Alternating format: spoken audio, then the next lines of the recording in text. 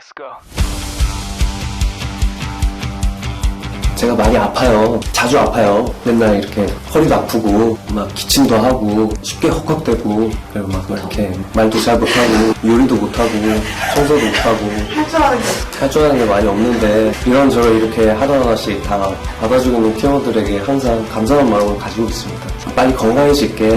근데 건강해져도 이 정도면 좋을 것 같아. 사랑해. 이렇게 진지하게 너무 짜증난다. 좀 더 건강했으면 좋겠습니다. 함께 할 수 있어서 감사합니다. 전국에 또 전 세계에 아이들이 굉장히 많지 않습니까? 계속 그 친구들을 만나고 또 우리의 이야기를 들려주러 계속 갑시다. 이 말을 하고 싶습니다. 네, 감사합니다. 팀원들한테 하고 싶은 말이요? 제가 한국말을 잘 못, 옆에서 잘 알려주면 되잖아요. 왜 제가 한국말 못한다고 뭐라고 하세요? 이렇게 말하고 싶은데요? 끝! 하고 싶은 말 정말 많은데요. 왜 많죠? 우선 프랑스도 가봐야 되고 스페인도 가봐야 되고 이제 세뇨리타 이런 언어 공부를 좀 해야 되고요. 불어, 스페인어, 영어 다 해야 되나요? 하셔야 될 것 같아요. 이 연출로서 이제 웃든 아주 발칙한 우리 청년 극단으로서 열심히 한번 활동을 해보도록 합시다. 가자! 프랑스 최고의 비평가 생트베브는 돈키호테를 인류의 바이블이라고 설명을 했고 성경 다음으로 가장 많이 팔린 책이라고 알려져 있습니다. 요즘 청소년들에게 돈키호테를 물어보면 일본 돈키호테 쇼핑몰 그리고 두 번째로는 원피스 돈키호테라고 흔히 말하더군요. 그래서 저는 지금의 청소년 관객들에게 조금 더 재밌고 쉽게 고전 명작을 전달하기 위해서 모험을 통해 도전하고 부딪히고 좌절하고 다시 또 도전하며 끊임없이 성장하는 돈키호테와 산초의 모습을 그렸습니다. 저는 돈키호테가 바라보는 세상 그리고 돈키호테가 삶을 대하는 방식과 태도를 일루전이 가득한 인형극으로 풀어내며 고전 명작을 쉽게 접하지 못할 지금의 청소년들에게 전달하고 싶었습니다. 책 속에 보면 돈키호테는 이렇게 묘사가 되어 있어요. 빼빼 마르고 홀쭉하고 키가 크다. 그리고 뭐 책을 하도 읽어서 눈이 뭐 충혈이 돼 있다. 그와 다르게 저는 돈키호테의 나이인 50살이 되지도 않았고 그리고 돈키호테보다 건장하고 어렸어요. 이제 50살 아저씨 역할을 또 해야 되고 그 다음 어떻게 하면 이런 돈키호테의 모습을 담을 수 있을지 그래서 목소리 변조나 그 다음에 몸짓 굉장히 신경을 많이 썼던 것 같습니다. 제가 생각하는 그런 산초는 장난스럽고 충실하기도 하고 그러면서 그런 조율을 굉장히 잘 해야 된다고 좀 생각을 했어요. 말이 안 되는 것을 이제 주인이 계속 하고 있는데 이거를 참 안쓰러워하면서도 그러면서 믿고 따라가기도 하면서도 어디까지 따라갈 것이냐 그런 생각을 좀 했던 것 같아요. 돈키호테가 정말 바보 같아 보일 수 있는데 끊임없이 계속 자기가 원하는 자기가 하고자 하는 거를 밀고 돌진해서 나가는 그런 추진력 자체를 좀 보면서 저도 많이 생각을 많이 하게 되더라고요. 나는 그러고 있나? 나는 사실 현실적으로 뭔가 이제 배우를 하면서 어떤 힘든 과정을 겪다 보니까 어떻게 보면은 초심을 잃기도 했었고 근데 이게 무모하다고 생각할 수 있는 것들을 계속 밀고 나가면서 뚫고 싶은데 나는 그러고 있지 못하구나 라는 거를 작품을 하면서 좀 겪었던 것 같아요. 사실 아이들을 대상으로 하는 공연이다 보니까 조금 내용을 좀 더 쉽게 아니면 조금 우스꽝스럽게 표현을 하기도 하지만 이 작업 자체가 우스운 건 아니잖아요.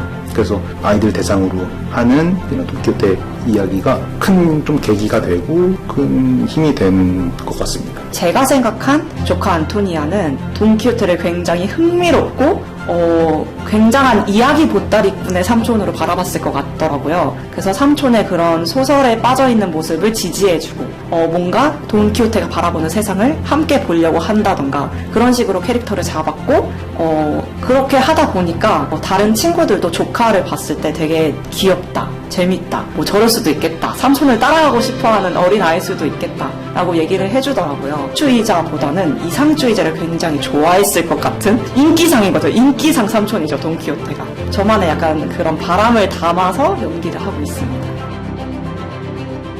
용감한 자는 스스로의 운명을 개척해 나갈 줄 알아야 한다. 우리는 되게 정상이라고 생각했던 것들에 대해서 오히려 반대로 돈키호테 말을 들으니까 내가 비정상이었을 수도 있겠다라는 생각이 들 정도로 무릎을 탁 치게 만드는 이제 장면들도 많았던 것 같아요. 그런 자기만의 사고에 빠져 있는 것이 가장 기억에 남았던 것 같아요. 자네는 빗자루질을 하면 얼마나 받는가? 당근을 팔면, 청소를 하면, 집안일을 하면 다 못 받는다라고 산초가 말을 하죠. 그러고 나서 돈키호테가 그럼 자네는 그렇게 푼돈 받고 일할 바에야 나 떼돈을 벌 수 있는 큰 이런 어떤 모험을 하지 않겠느냐고 제안을 하는데 저는 사실 이 대사들이 되게 자극적이라고 생각했어요. 요즘 시대에 인형을 보다 보니까 인형들이 주고받는 형태로 그 대사가 오고 가니까 자극적이라기보다는 고급스럽다는 생각이 들었어요.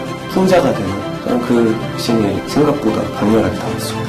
불가능한 것을 손에 넣으려면 불가능한 것을 시도해야 한다. 이런 문장이 있었습니다. 제가 배우를 할 거라는 거는 꿈에도 생각해 본 적이 없었거든요. 그러다 보니까 지금 그걸 하고 있는 게 제 입장에서는 약간 그런 시도의 하나라고 생각이 들어서 그래서 그 문장이 돈키호테 소설 속에 있는 내용 중에 지금 떠오르는 문장입니다. 돈키호테가 풍차괴물을 만나서 대결하는 장면이 있어요. 가서 넘어져도 또 돈키호테가 일어나서 또 가서 공격하는 그런 되게 시공간을 초월한 장면을 만들었는데 그 장면을 봤을 때 경이로웠던 그런 생생한 기억이 떠오릅니다. 네. 관객들이 공연을 보고 자기들도 만들고 싶다라고 하는 게 저희의 첫 번째 목표였는데 그 전략이 좀 잘 먹힌 것 같아요. 이 양말의 인형으로 인형을 만드는 게 맞냐? 그리고 왜 양말로 만들었냐라고 물어봐서 제가 너희들이랑 함께 만들려고 하니까 우와 이러면서 감탄사를 내뱉으면서 되게 신나하더라고요. 그래서 양말 인형 자체가 주는 그런 흥미로움과 발칙함 이런 부분들이 관객들에게 먹히게 하는 것이 저희가 첫 번째로 이 양말을 선택한 이유였어요. 네. 이거 말고도 되게 많은데 이유가 말해줄 수 있는 거 다 말해준다면 세계적으로 손 인형극 중에 양말 인형극을 한 팀은 없었어요. 국내에도 없고 해외에도 없더라고요. 그래서 이런 걸 무대에 올린다면 더 새삼이가 주는 인형극의 형태가 더 효과적이지 않을까. 그리고 카메라에도 담기 좋은 인형극 소재라고 생각이 들어서 이게 나중에 우리가 인형극을 조금 더 영상화시켰을 때 더 재밌지 않았을까라는 그런 고민에 양말을 선택하게 되었습니다. 저는 그 점을 고전의 되게 보편성이라고 생각을 하는데 연령대에 따라 이 고전을 바라보는 시각이 다르고 그리고 주제가 좀 다른 것 같아요. 그리고 애초에 예술공방 파피루스 돌이 첫 번째 타겟으로 잡은 관객은 청소년이었어요.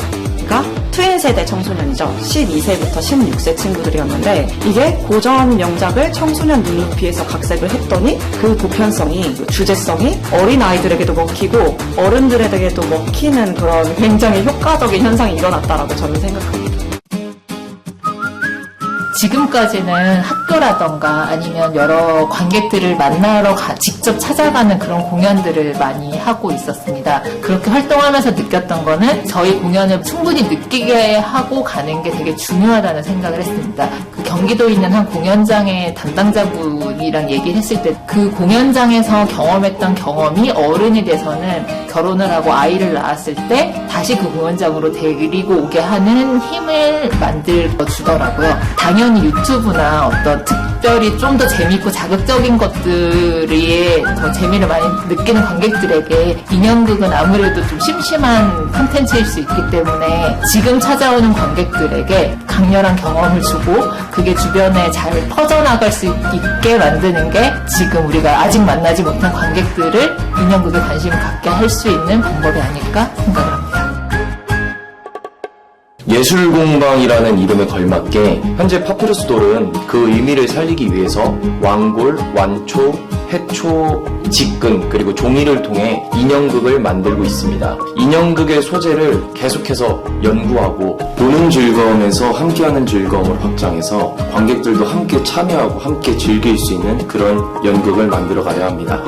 인형이 더 생기면서 내 몸으로 하는 것보다 훨씬 더 어려우니까 좀 그런 힘든 과정이 있었는데 오히려 더 자유롭게 할 수 있는 그런 장치라고 생각을 해서 배우 훈련에 있어서 대단히 효과적인 되게 가치 있는 어떤 여러 가지 가능성이 열린 그런 작업이 아닐까. 저는 인형으로 연기를 하고 있는데 제 눈이랑 귀는 관객을 바라보고 있어요. 그게 좀 되게 은밀하고 재밌다. 인형을 관객들이 살아있게 느끼게 하는 것? 연극하는 거죠. 인형극이라고 크게 다르게 생각하지 않습니다. 인형극을 한다는 것은 장인 정신을 표현한다?